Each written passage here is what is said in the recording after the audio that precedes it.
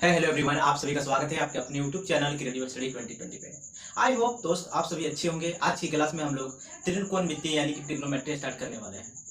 तो आइए बिना देर किए ही हम लोग ट्रिग्नोमेट्री के ऊपर चलते हैं। ट्रिग्नोमेट्री क्या है उसके बारे में जानने से पहले हम लोग को कुछ बेसिक्स समझना होगा, और वो बेसिक्स को समझने के लिए हम लोग यहाँ पे कुछ पॉइंट को लिख के रखे हैं।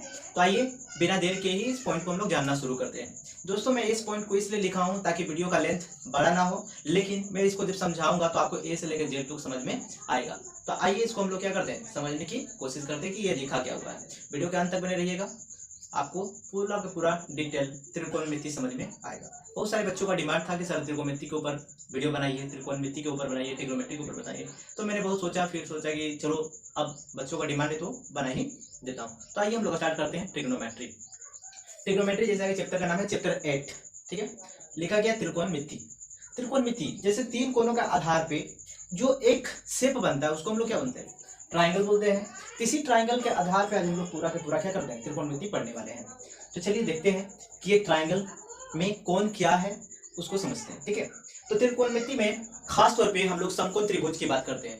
किसकी बात करते हैं, समकोण त्रिभुज। तो समकोण त्रिभुज दोस्तों कहते हैं किसको है, तो जिस त्रिभुज का एक कोण 90 डिग्री हो और बाकी दो कोण 90 डिग्री से क्या हो, छोटा हो, तो वैसे त्रिभुज को हम लोग समकोण त्रिभुज कहते हैं, जैसे कि यहाँ पे दिखाया गया है। ठीक है, तो समकोण त्रिभुज में देखिए सबसे पहले नामकरण कर दिए ए बी सी, और ये जो है ये 90 डिग्री को क्या करता है, दिखाता है।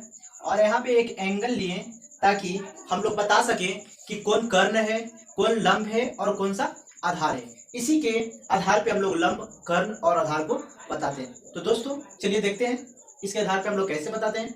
आज के बाद आपका जो है कॉन्सेप्ट जो है पूरा का पूरा क्लियर हो जाएगा कि सर आधार किसको कहते थे, लंब किसको कहते थे, वो हमको समझ में नहीं आता था। लेकिन ये वीडियो को देखने के बाद आधार, लंब और कर्ण ये पूरा का पूरा आपको क्या आएगा, समझ में आएगा। जिसका बेस भी खराब होगा उसको भी समझ में आएगा, और जिसका जो है बेस बना हुआ पहले से उसको तो और अच्छा समझ में आएगा। चलिए ये देखते हैं। तो सबसे पहले ए बी सी त्रिभुज में देखते हैं कि लंब किसको कहते हैं। तो जिस लाइन पे दो एंगल बनता है, जिस लाइन पे दो एंगल बनता है उसको हम लोग आधार कहते हैं। लेकिन यहाँ पे एक शर्त है, शर्त ये है देखने का नजरिया होना चाहिए। अगर हम लोग इस लाइन की बात करें, इस लाइन पे थीटा और 90 डिग्री बना हुआ है, तो इस इधर से अगर देखें तो 90 डिग्री जो है ऊपर की ओर दिख रहा है, यानी कि 90 डिग्री क्या है, ऊपर की ओर है। तो इस केस में आधार हमारा ये हो जाता है। ठीक है, तो जिस एंगल पे हमारा दो एंगल बन रहा हो, थीटा और 90 डिग्री, यानी कि थीटा न्यून कोण है हमारा, तो उसे हम लोग आधार कहते हैं। और थीटा के सामने यानी कि न्यून कोण के सामने जो होता है भुजा, उसको हम लोग लंब कहते हैं। तो यहाँ पे क्या किए, लंब को लिख दिए। ठीक है, तो जब आधार पता चल गया, लंब पता चल गया, तो एक और बच गया, जो बच गया उसे वो हम लोग क्या कहते हैं, कर्ण कहते हैं। ठीक है, तो इस तरह से हम लोग यहाँ पे लंब, कर्ण और आधार को जान लिए। चलिए आइए दोस्तों, अब यहाँ पे हम लिखे क्या है उसको पहले हम लोग समझते हैं। तो सबसे पहले देखिए ए बी को हम लोग कर्ण कहे हैं, इसलिए ए बी क्या है, ए बी बराबर कर्ण को लिखे हैं। ठीक है, बी सी को हम लोग आधार कहे हैं। ठीक है, इस ट्राइंगल के आधार पे, तो बी सी बराबर आधार लिखे हैं। ए सी भुजा जो है वो हमारा लंब है, इसलिए हमारा क्या है, लंब। अब यहाँ पे एक बात है कि देखिए ए सी जब इधर से हम लोग देखें तो लंब ऊपर की ओर बन रहा है, तो यहाँ पर क्या बोले कि AC लंब क्या हो गया, BC, यानी कि ये जो है परपेंडिकुलर है BC पे। ठीक है, AC ये परपेंडिकुलर का साइन है, तो AC परपेंडिकुलर हो गया क्या, BC पे। अगर यही चीज अगर हम लोग इधर से देखें, इसको आधार मान के चलेंगे, उधर से देखेंगे तो ये लंब बनेगा क्या, BC जो है लंब बनेगा AC पे। तो वही चीज हम लोग लिखे हैं कि अगर हम लोग इधर से देखें तो हमारा लंब क्या हो जाएगा, BC किस पे होगा, तो AC पे हो जाएगा। तो चलिए इतना हम लोग को नहीं समझना था। ठीक है, मैं आपको थोड़ा सा एक्स्ट्रा इन्फॉर्मेशन देना चाहता था, वही लिखा हूँ। अब देखिए नोट पॉइंट के तौर पे हम लोग क्या लिखना था, तो नोट पॉइंट के तौर पे ये लिखना था कि समकोण त्रिभुज में न्यून के सम्मुख भुजा को लंब कहते हैं। तो ये हमारा समकोण त्रिभुज था, तो न्यून कोण के सामने वाला भुजा को हम लोग क्या कहते हैं, लंब कहते हैं। वही पॉइंट को यहाँ पे लिखे हम लोग। दूसरा पॉइंट है न्यून कोण के संलग्न भुजा को आधार कहते हैं, यानी कि न्यून कोण के जो संलग्न भुजा है उसको हम लोग क्या कहते हैं, आधार कहते हैं। तीसरा पॉइंट क्या लिखे हैं कि समकोण त्रिभुज की सबसे बड़ी भुजा को कर्ण कहते हैं। हम लोग जानते हैं दोस्तों कि समकोण में जो सबसे बड़ी भुजा है उसी को हम लोग क्या कहते हैं, कर्ण कहते हैं। तो वही चीज यहाँ पे क्या है, लिखा हुआ है। अब आइए अनुपात की बात करते हैं। इस त्रिभुज में अनुपात क्या क्या बनेगा, तो जो अनुपात बनेगा वो मैं पहले से लिख के रख दिया हूं। तो लंब बटा कर्ण तो जो लंब बटा कर्ण बनेगा, लंब बटा कर्ण, उसको हम लोग बोलते हैं साइन थीटा। ठीक है, आधार बटा कर्ण, आधार बटा जो कर्ण बनता है उसको हम लोग बोलते हैं कोष्ट थीटा।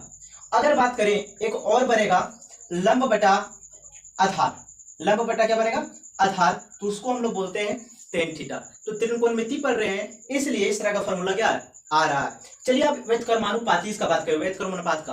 तो व्यतकर्मानुपात मतलब उल्टा, उल्टा जैसे कि लंब बटा कर्ण है तो यहां पर हो जाएगा कर्ण बटा लंब। तो जब कर्ण बटा लंब हो जाता है तो साइन जो है वो कोसेक थीटा में बदल जाता है। ठीक है, आधार बटा कर्ण है तो इसको लिखेंगे कर्ण बटा आधार, और ये जो है बदल जाता है सेक थीटा में। अगर बात करें आधार बटा लंब को, लंब बटा आधार है तो आधार बटा लंब हो जाएगा, तो आधार बटा जो लंब होगा वो हमारा बदल जाता है कोट थीटा में। तो इस तरह से हम लोग अनुपात और व्यतकर्मानुपात निकाले। अब इनकी मदद से हम लोग सर्व समीकरण निकालेंगे। सर्व समीकरण यानी कि फॉर्मूला, फॉर्मूला बनाने सिखाएंगे इसके मदद से। तो ये हमारा पार्ट 1 था इतना तक। अब सोच रहे हैं उसको हम लोग पार्ट 2 में डिस्कस करें। तो दोस्तों चलिए पार्ट 2 में ना डिस्कस करके हम लोग इसी में डिस्कस करते हैं, ताकि वीडियो का लेंथ थोड़ा सा बड़ा होगा लेकिन अच्छा से समझ में आएगा। चलिए यहाँ तक उतारिए, मैं इसको क्या करता हूँ इरेज करके फिर से उसको लिखता हूँ। तो आइए दोस्तों हम लोग सर्व समीकरण की बात करते हैं कि इनकी मदद से हम लोग सर्व समीकरण कैसे लिखते हैं, फॉर्मूला कैसे बनाते हैं। तो सबसे पहले आइए हम लोग पहला को देखते हैं कि पहला फॉर्मूला को कैसे हम लोग बना सकते हैं। तो देखिए अगर एक बात करें इसको साइन थीटा और इनटू में इसका व्यतकर्मानुपात क्या है, cos theta, sorry cosec theta लिख दिए।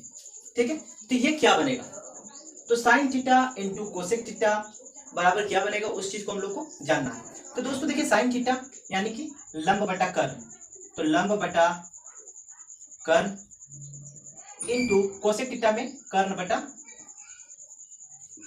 लंब। देखिए ये कर्ण से कर्ण खत्म, लंब से लंब क्या हो गया खत्म, कितना बच गया 1। तो इस तरह से हम लोग का फॉर्मूला क्या मिला कि sine theta into cosec theta, cosec theta बराबर कितना होता है 1। एक फार्मूला हम लोग को मिल गया, क्या मिल गया। अब इसकी मदद से दो फार्मूला और हम लोग ड्राइव करेंगे। तो कैसे करेंगे देखिए, तो साइन थीटा को हम लोग अगर इसी जगह पे छोड़ देते हैं तो ये इनटू में जो कोसेक थीटा ना उधर जाते ही क्या हो जाएगा, ये डिवाइड में चला जाता है। तो पहला दूसरा फार्मूला ये हो गया।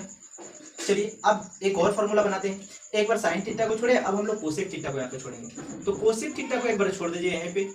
अब इधर क्या है 1 है, अब जो ये इनटू में है साइन इधर आएगा तो क्या बन जाएगा डिवाइड में।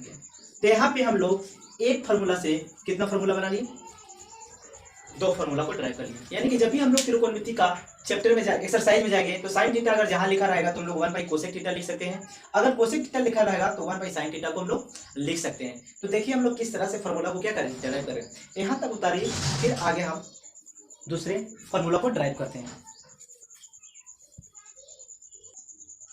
तो आइए दोस्तों दूसरा फार्मूला की हम लोग बात करते हैं कि कैसे उसको ड्राइव कर सकते हैं। तो सबसे साइन और कोसेक की बात हो गया। अब हम लोग कोसेक थीटा और सेक थीटा को क्या करेंगे, मल्टीप्लाई करेंगे।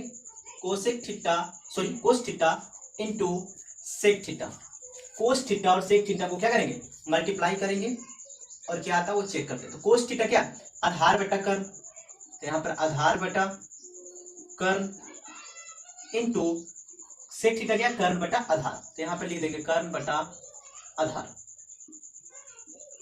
तो इस तरह से ये कर्ण कर्ण खत्म हो गया, आधार आधार क्या हो गया खत्म। तो कट के कितना गया 1। तो दोस्तों यहाँ पे हम लोग को क्या मिला, cos theta into sec theta multiply करने पे कितना गया 1।